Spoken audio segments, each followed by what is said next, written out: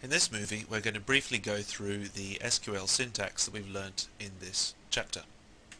We've learnt to use the default values, and we can set these using the alter table statement and then alter column and then set default, and then we give the default value that we wish to add to the column.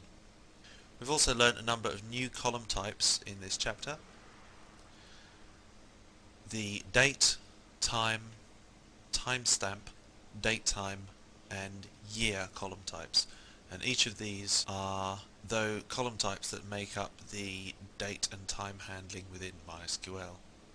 We also learned two other column types, the set and enumeration column types, and these allow us respectively to use a set of values from a specific pre-required set of valid values, and the enumeration column type allows us to pick just one from the preordained set. We also learnt the now function, which gives us the current date and time, and it matches the format in which we use it.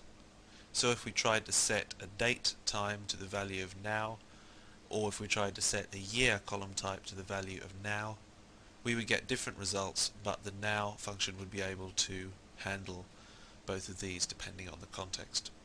We also learnt the date format function, which takes two arguments, the date and the format which we want the output to be made.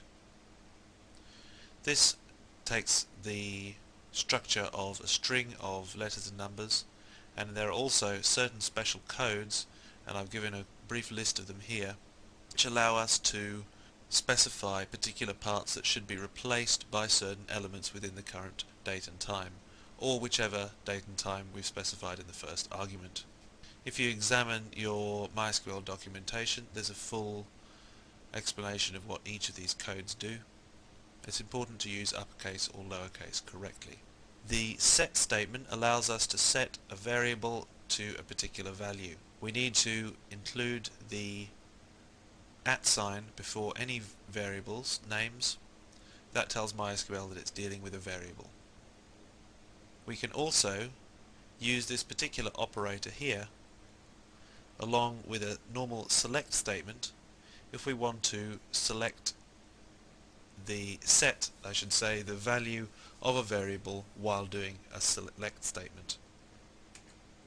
We can also use the if function to evaluate a condition and return one of two responses depending on whether the condition is true or false. If the condition is true, value 1 is shown. If the condition is false, value 2.